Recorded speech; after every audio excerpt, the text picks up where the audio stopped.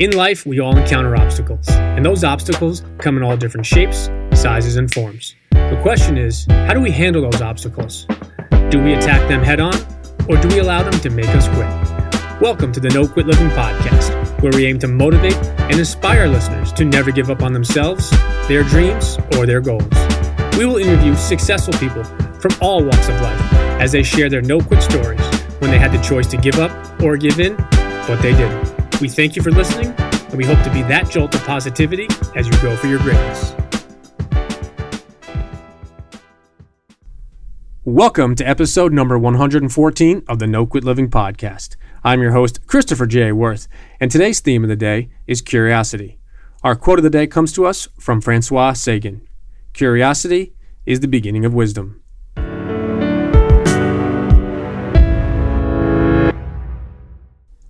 I'm very excited to bring you today's episode. I had the honor of being a guest on his show a couple of weeks back.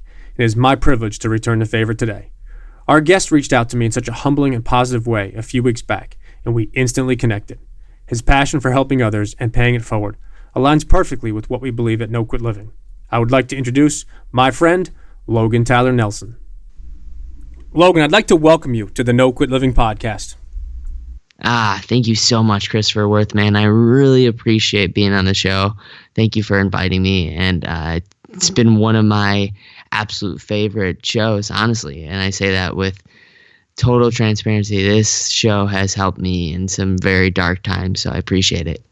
Well, I really appreciate you saying that, and I had the honor of being on your show, so it's my pleasure and privilege to return the favor. Nice, man. Virtual high five. So the number one objective of our show is to motivate and inspire listeners to never give up. And I was curious if you could share either a no-quit story or a perseverance story where you had the opportunity to give up or give in, but you didn't. You kept on going and you didn't quit.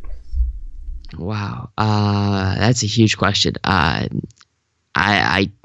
suppose it starts when I was a youngster. I was 11 years old, and I found out my mom had a cancerous mole on her back, and she was supposed to keep going. And at 11 years old, I found out that she was no longer going to be with us after coming home from school and walking home from the bus stop. My dad, my Aunt Janice, and my sister stopped by, and they got out of the car, and they're like, "Hey, come in the truck with us." And I had no idea.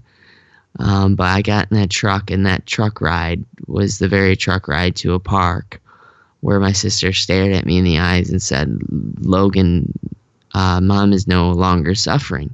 And I said, "What do you mean?" And she said, "Mom is no longer suffering." And she said that she passed away this afternoon, and she's now in a better place. And I remember running away, and I remember staring into the water and seeing the reflection of the water, and not seeing my own face, but seeing her face. And people all the time, they tell me, "Hey, Logan, you really look like your mom, you know that?" And I used to think that was a complete diss, like, "Oh God, I look like a girl." But now I think it is an absolute blessing.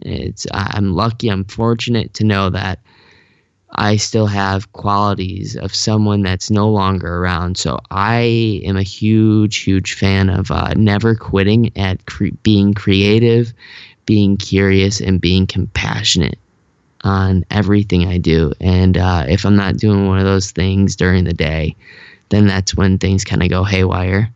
So, just don't quitting at, it's not quitting at that. I can talk, right? So since then through now, obviously you've everybody has their ups and downs, and I was curious how those moments when you lost your mom at such an age transformed you into the person you are. I know obviously you speak of her in such a positive way, and obviously looking like her, and I'm sure you have nothing but great memories. But how has that led to where you are today, which is doing some amazing things? And I was fortunate to be a guest on your podcast, which was one of the most fun experiences I've had. And I just was curious if you've there was one thing or many things throughout those last few years up until now where it really helped motivate you, inspire you to keep going and give back and help others? Well, I think that being able to not just only create, but help someone else create stuff is amazing. Like, I think that is the absolute reason why we are here as human beings. Like, the reason why we get down and upset with ourselves is not because there's a sort of like, oh, we're not getting the things we want in life. I mean, there certainly is that, but I think it's a production with what stream that you're actually putting out into the space. So, like, for example, this podcast, to me, like, to have the time to create something, to have something recorded, to have a piece of art delivered out there into the space, to me is very important. And the thing that she taught me while she was here was that behavior and the way that you can emote someone else's feelings by behaving a certain way. So when I say that, I mean, like, I do impressions. Only reason why I do impressions is just because I want to get a laugh out of somebody. Or, I sometimes will talk about how the conscious mind can actually play tricks on you, only because I know that it will make someone feel less alone and less negative in their life, knowing that their thoughts are not their own. And this is proven scientific studies. So she taught me to just continue to just always be curious. And it's actually, I think that some people talk about, trying to do too many things at once. I think it's such a luxury nowadays that we don't have to be a master at just one thing, but we can be pretty great at a few things and then outsource the rest. So I'm pretty sure that answered your question. No, I appreciate that. And I got to ask you, so do you have a favorite impression you do, or impression that someone says is your best or people think is your best? I don't really have a favorite. I like doing a lot of them. I mean, which one do you like to see? Name a movie, and maybe I could do someone out there. All right. I'm going to flip the script like you did to me a lot in your show. So give me one of that you think your best impressions are. How about I do one, and then you guess who it is? Is that all right with you? Sure. Put the pressure on me. I like it. All right. Let's do that. We'll do that.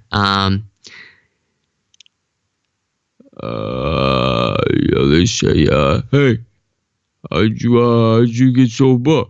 I say, I took a lot of steroids. I never gave up. I kept going. I don't quit living. I'm ready to take a bite. Yeah. Who am I playing right now?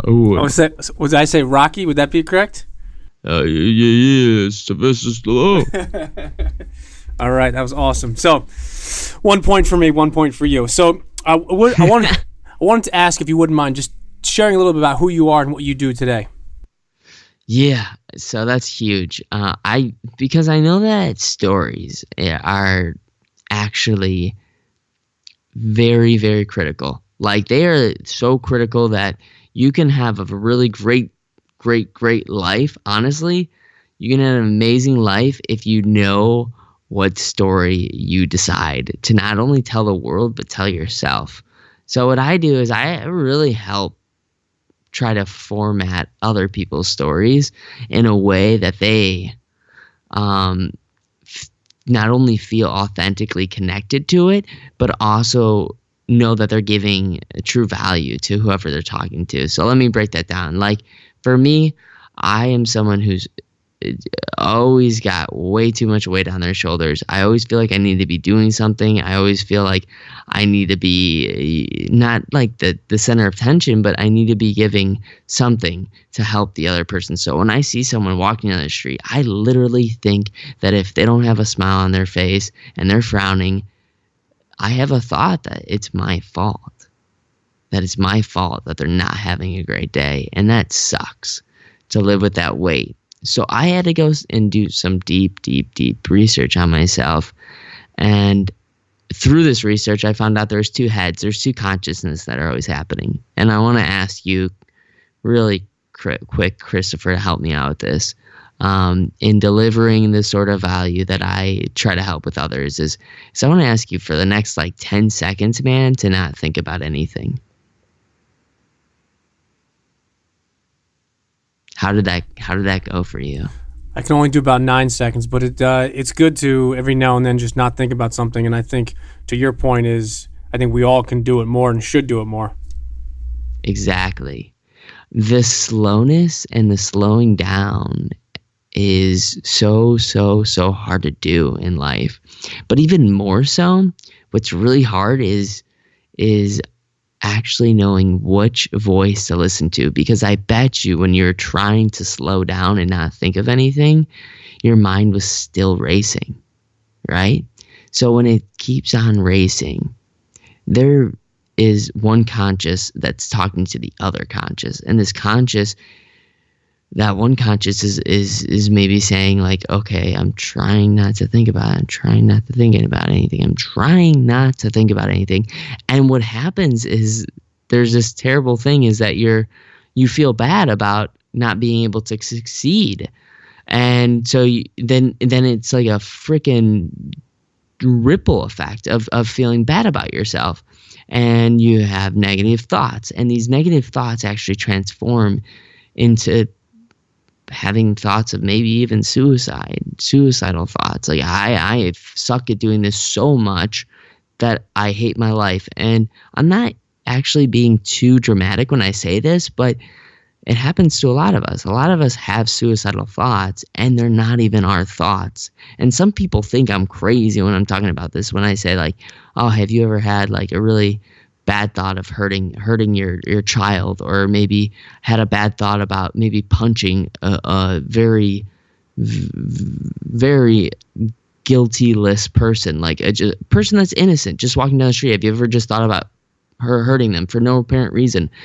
And it's not that you're a bad person because you had a thought.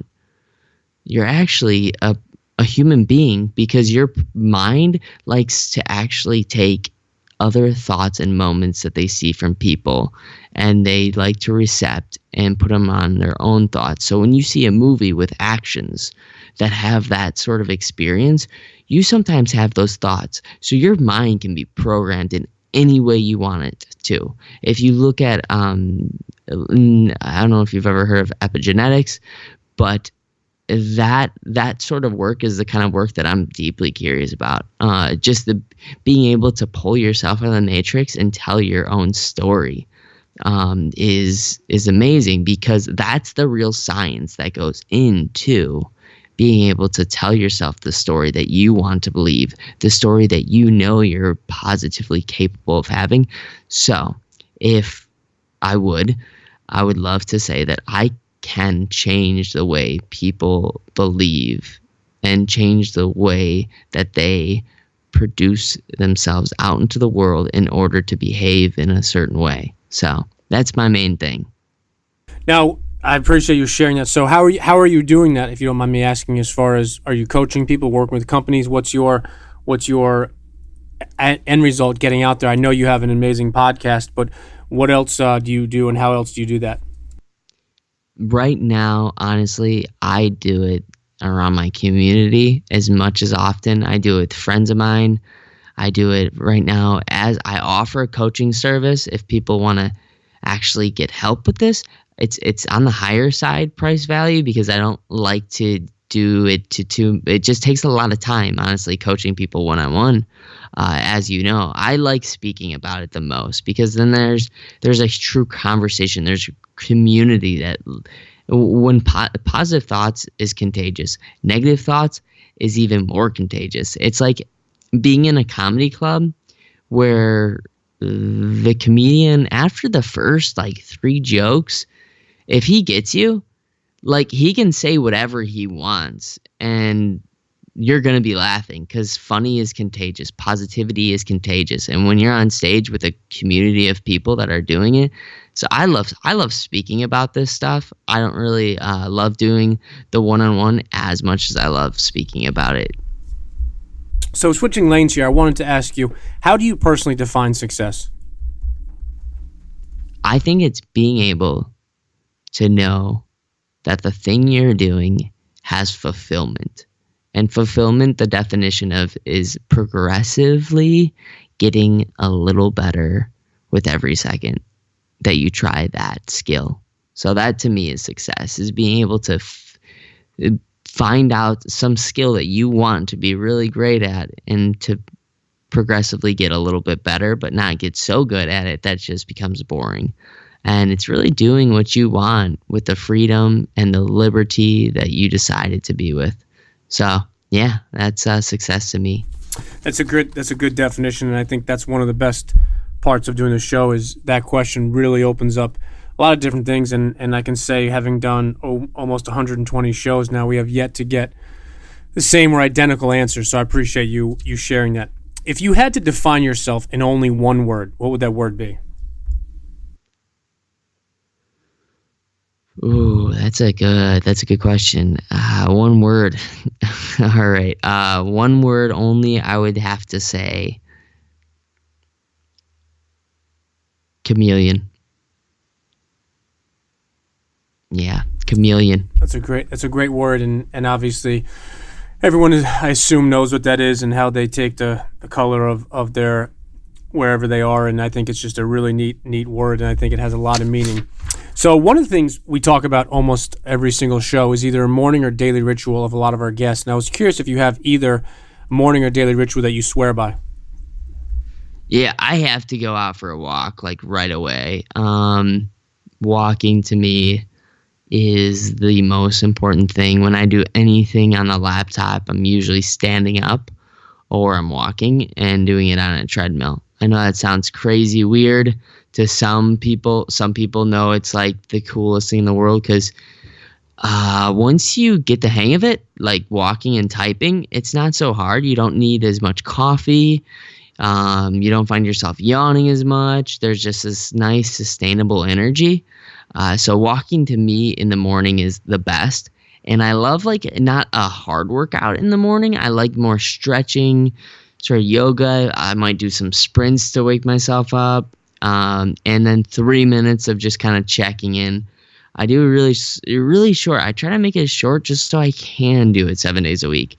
I shoot for that at least. Like a 3-minute journal, a 3-minute, okay, what do I got to do? What's on my mind?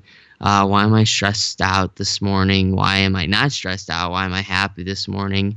Sort of reflection. And then after, I really think that, honestly, you can't win the day without winning the night. If you go to sleep without asking whatever your beliefs are, without asking God, without asking someone, you're not allowing your subconscious to work on it. So you got to ask yourself one question that you'd like to deliver at the end of every single night, and tackle upon it. So if that huge scope is, if your subconscious starts to work on that question of what should I do with my business? Should I go with this idea? Should I go with that idea? And if you can just reflect for 2 minutes, it's that simple. Like, I do not believe in large marathon sort of Herculean movements. I believe in small sprints, quick wins, get in, get out. And that's probably my ADHD brain working, but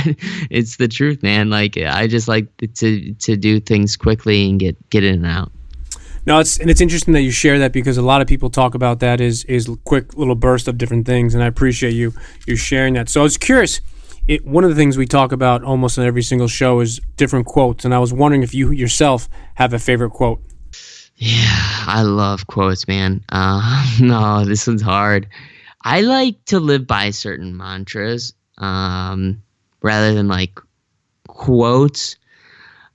And I think my current favorite mantra to live by is everyday things are more important than once in a while.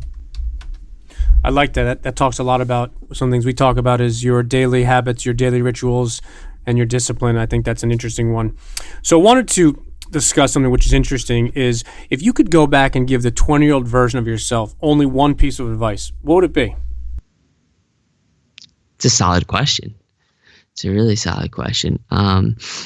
Because I know how stubborn I am, and I wouldn't take that advice. that's the worst part about it is I know that I would give myself some advice of, hey, you don't need to work so hard, Logan. You don't need to know everything now when you're 20. You don't need to be in love right now. You don't need a perfect job. You don't need that job that'll make you happy. Because I actually I know that I wouldn't take that advice. But I always like the idea of giving myself the advice is to sort of like, hey, none of us are getting out of here alive anyway, so what's there to worry about? I would have liked that advice and actually been able to listen to it and receive it and absorb it.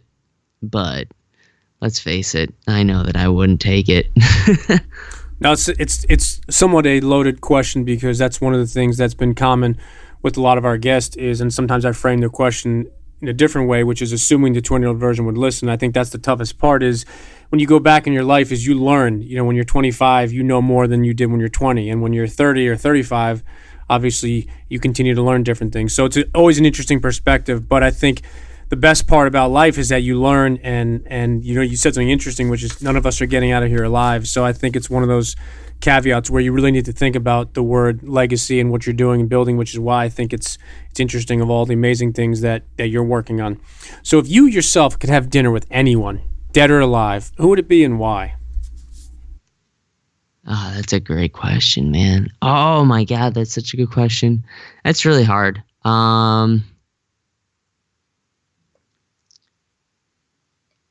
I think that it would be, I know this is going to sound so silly. This is going to be so stupid, but I actually think it would be someone that's a superhero. I would love to sit down with Iron Man. I don't care if he's a fictitious character. To me, he's real. I would also like to sit down with Spider-Man or Batman. I know I'm going off. The reason why, though, the real reason why is because they have all taught me something that if you really, really, really, really, really not take on powers, but take on responsibility, like a certain level of responsibility, it is the same thing as having a heroic power. When you take on that responsibility and you're showing up for people, this is why coaches, this is why speakers, this is why writers have the ability to actually dream of something and put it out into reality, is because when they take on a responsibility and they have to show up and be accountable to those realities, that's when great dreams actually turn into reality. And so whoever is out there right now is maybe thinking of this crazy idea and everyone's telling them how much it will not work. I really, really prod you to really try to not listen to those people and put your hand on your chest, put your hand on your belly and do some woo-woo-ness and breathe into it. And on your exhale, when you think about that idea that's on your mind, I want you to feel whether or not it's true or false. Because when you do that, you'll know the answer. And you don't need anyone else's permission to just do that thing that's on your mind. And it might not be groundbreaking. It might just give you a little tip of the iceberg in which direction you decide to go towards.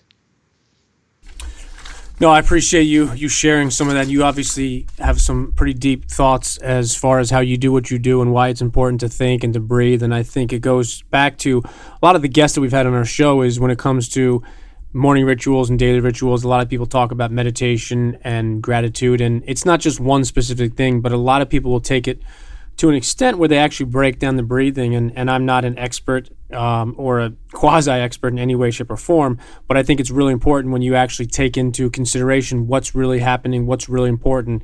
And I think a lot of times in today's day and age of technology, we're always looking at and thinking that things need to be done and addressed this minute. And I think to your point much earlier is there are things in life that are extremely important and things we need to do and take care of right this minute.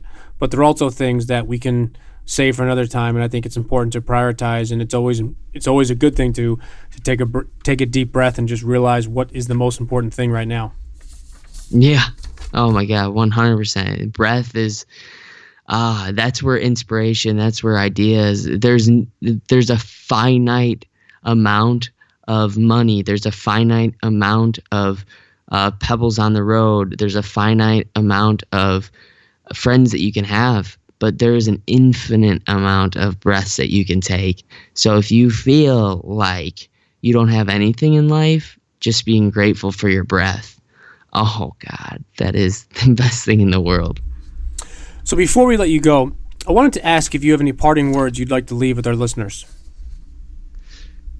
Parting words is that your host, Christopher Guest, your host, Christopher Guest. I meant your host, your leader, the person that you're listening to right now, Christopher Worth, is someone who's not at all a pretender. Like, the way they are on air is the exact way they are off air.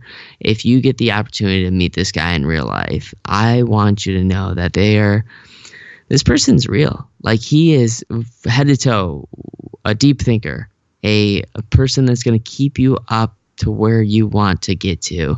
And I just want to leave whoever's listening right now to this show and came on today to know that you're in really good hands, and that anything that seems truthful and honest is truthful and honest. And there's not many mediums you can consume anymore nowadays that has an edited aspect or some sort of doctored aspect to it. No, like, podcast to me, that's why it's amazing. I just want you to know that any podcast that you tune into, any book that you tune into, ask yourself constantly, is this truthful? And if you do that as much as possible, I promise you without any doubt in my mind that you will find what you're looking for. And don't search too hard, because you can waste a lot of time, I think, searching. Just pick something, gravitate towards it, take one or two things that you really love towards it, and then bite onto it as hard as you can. And I know that sounds weird, but I'm going with it. Yeah. To just kind of round it all out and summarize what I said, your host, Christopher Worth, is the man. Check out your truth meter, and also make sure that you're not trying to listen to too many people at once, because that's when it can get really cloudy. So no, that's good advice as far as not trying to listen to too many people. I think, unfortunately, with today's day and age of technology, it's difficult, because you hear something, you see something, you read something, and all of a sudden you go online and you can find a video, you can find an interview, you can find a podcast, and then all of a sudden it leads you to this and to that. So I think it's important to focus on who you listen to, and then why you listen to it. So last question, and I promise it's the easiest one. What's the best way for our listeners to connect, follow you, or also to check out your podcast? If you wouldn't mind giving a little quick little plug on that as well. Oh, wow. Thanks. Thank you so much. Yeah, shameless plug for sure. I'd love to check you guys out by giving me just an email or a shout out, Logan@LoganTylerNelson.com. I really like to communicate on Facebook as well. If you just type in Logan Tyler Nelson, you'll see my name come up on Google with that on Facebook. Just type in Logan Tyler Nelson Facebook, and then I'll make it even more simple. And give me a holler, text me. Like, I love talking to people. 815-375-4919. Yeah, I just gave you my number.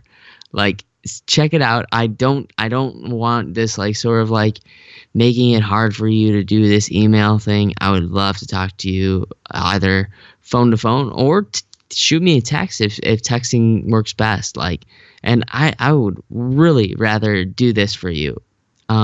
Just text me one question that you're having a hard time coming up with the answer, just so we have a really awesome foundation to start a conversation from. And check out my podcast, Scratch Your Own Itch, where it's about talking about the things we think about a lot and need to talk about more. And that is one of my absolute babies of creations where I get to have some really fine guests on that and have a conversation all about just that one topic, the things we think about a lot and need to talk about more. So thank you so much for having me on, Christopher, man. Anything else?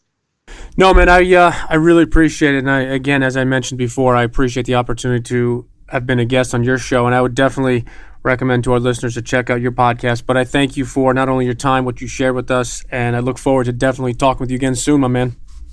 Oh, yeah, likewise, my man. See you later, buddy.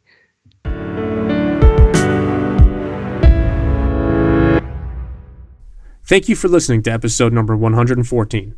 Logan has clearly been dealt with his obstacles throughout his life, but he continues to learn, build, and grow from them. Logan was another guest that used the word fulfillment in his definition of success. That word has been a common theme throughout these last 10 or so episodes. Logan shared an interesting perspective on the importance of winning the night before if you want to win the next day. As a firm believer in both a morning and evening ritual, I definitely agree. Logan touched upon the importance of being curious, which I think is a staple for always improving and never remaining stagnant. Before we signed off, Logan shared something that really got me thinking. He said how positive thoughts are contagious, but how negative thoughts can be even more contagious. As we have often discussed the concept of negative news and how negativity sells, I think Logan is definitely onto something here. So my question to our listeners today follows that same theme. When coworkers, family, friends, or significant others look at you, what do they see and what do they feel? Do you project positivity and an optimistic approach towards each and every day? Or are you a positivity vampire that always looks at the glass half empty? I challenge you today, be different and make a conscious effort and choose positivity. Even if your morning doesn't go your way, or you get cut off or stuck in traffic, look for the bright side. Just for today, when you can see that glass half empty or half full, choose half full. Choose positivity and be that hope for others as you go for your greatness. And lastly, to our listeners, thank you.